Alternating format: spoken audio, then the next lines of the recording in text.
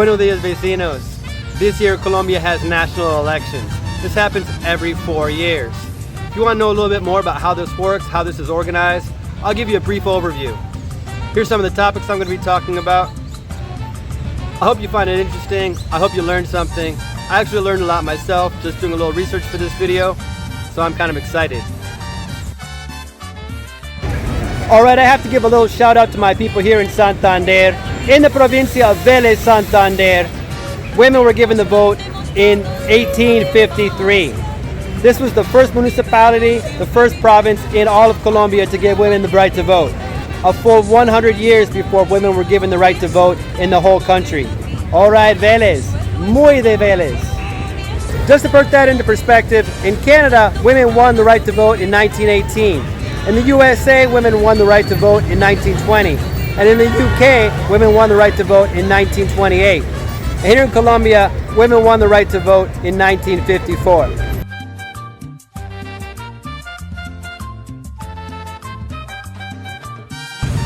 So what do you need to do to be eligible to vote? You need to be a citizen, you need to be 18, and you need to have a cedula.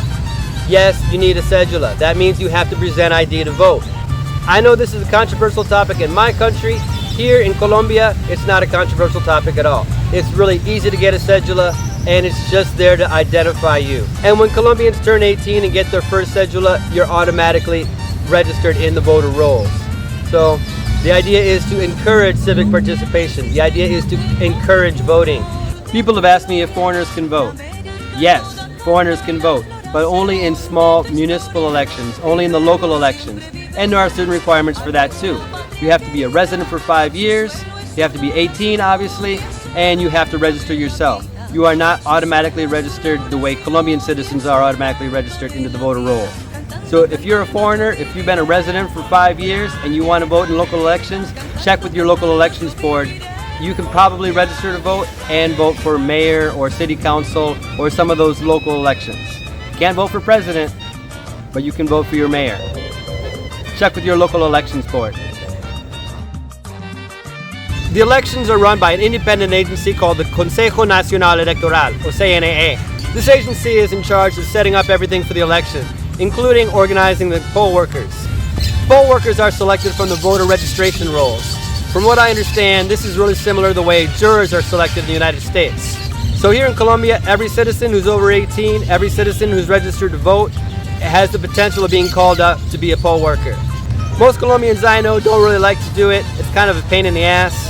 I can understand. I worked as a poll worker in Wake County, North Carolina in 2014, and it's a really long day. It's a complicated job. It's kind of stressful, but there are some benefits to being a poll worker. First of all, it looks really good on a resume, especially if you want to apply for a government job. And you get a certificate for half a day off work paid from your employer.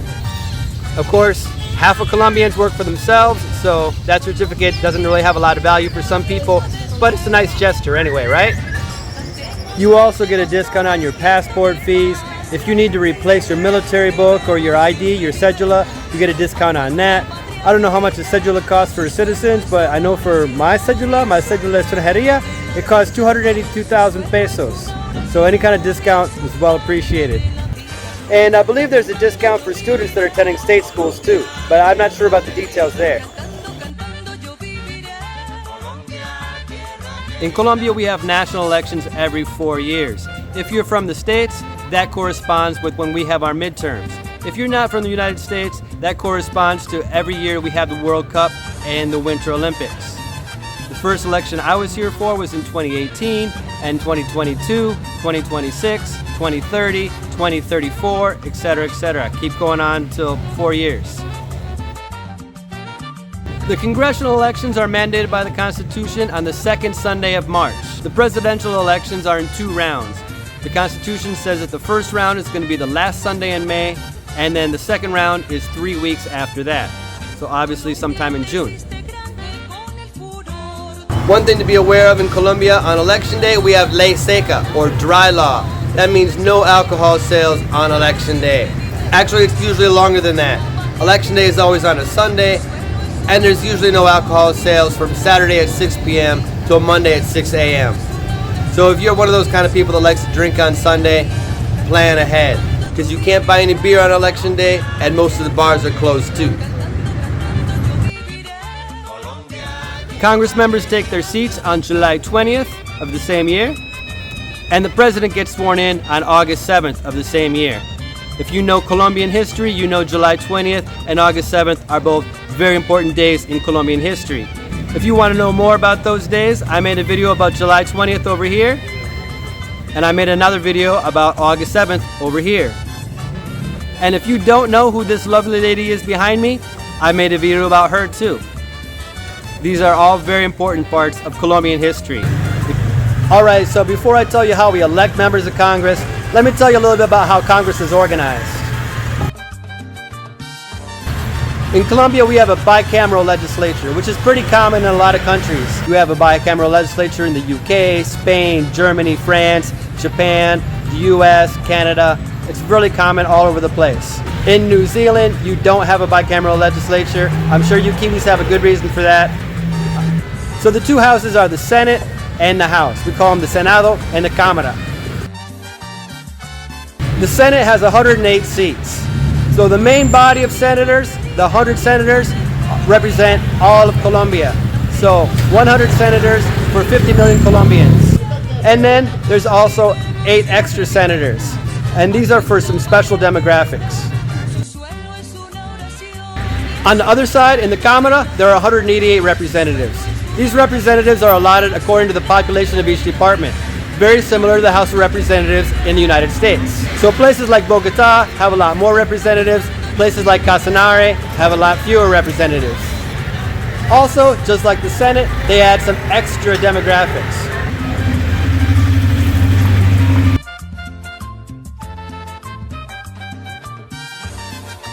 Okay, so as I mentioned before, the congressional elections are mandated by the Constitution to happen in the second Sunday in March. The way it works is each political party submits a list of candidates, maybe 100 candidates, and the voter votes for the party either on a closed list or an open list. First, I'll tell you a little bit about the closed lists. So each political party submits a list of candidates for Congress. This list of candidates is in a very specific order. So the voter votes for the party and their list. These lists are published ahead of time, so before you go into the polling station, you know I'm going to vote for this party with this group of candidates. So after all the votes are tallied, each political party gets allotted a certain amount of seats in Congress depending on how many votes they got.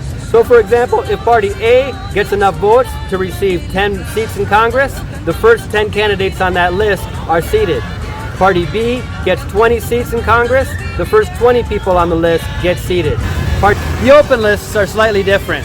The voter still votes for the party, but this time they also have the option of voting for a specific candidate, and they're numbered.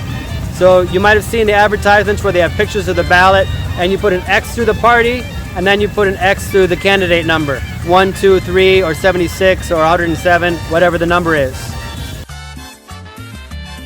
Alright, the presidential elections are a little bit more straightforward. The presidential elections are in 2 rounds. The Constitution mandates that the presidential elections happen on the last Sunday in May. So the first round is everybody, every political candidate. Here in Colombia, there are about 30 political parties, but not everyone's really important. If no candidate gets more than 50%, then the top 2 go to a second round. Because there's so many political parties, it's not very common that someone wins on the first round. The last time this happened in Colombia was in 2002 when Uribe won on the first round. So everybody expects there to be 2 rounds. The first round is the last Sunday in May. The second round is 3 weeks after that, sometime in June.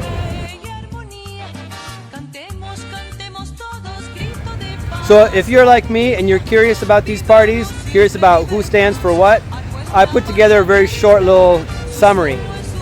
Obviously, all political parties are full of many different kinds of people, and it's very difficult to distill what one political party stands for just into 1 or 2 sentences. But with the help of AI, this might just give you kind of an idea of who's right wing, who's left wing, who's center, something like that. Can you run for office if you're not affiliated with a political party? Yes, you can, but it's very hard. There's a lot of paperwork to fill out, including collecting lots of signatures. Every office has different requirements. Maybe if you're running for the mayor of Rio Negro, you might have to collect a couple thousand signatures. If you're running for the governor of Cesar, you might have to collect a couple 100,000 signatures. Plus, obviously, you don't have all the money behind you that a political party will give you. So independent candidates are not very common. Oh yeah, voto en blanco. This is something I wish we had in my country. On every ballot, you can also vote en blanco. This is more like a protest vote. There's a lot of elections where people vote for one candidate, not because they like that person, but because they hate the other one. And that doesn't always turn out so well. So one option you have here in Colombia, if you want a protest vote, but you don't want to give credit to the other candidate, you can vote in blanco. I think this is really cool, and I wish we had this in my country. If you're a Colombian citizen, please vote. If you're a foreigner and you have friends or family who are Colombian citizens, please encourage them to vote. I know a lot of Colombians are very pessimistic about the voting process. Everybody's corrupt, my vote doesn't matter, they're all crooks anyway. Yeah, I get it. You're totally right. I completely understand that perspective, but my parents raised me to think that democracy was important. Voting is important. Civic engagement is important. So that's my bias. Please vote. You can even vote in blanco. Entonces, vecinos, I hope you liked this video. I hope it was interesting and you learned a few things. Hopefully you feel a little bit smarter than you were an hour ago. Alright, ciao, vecinos. Que esté muy bien. Please vote.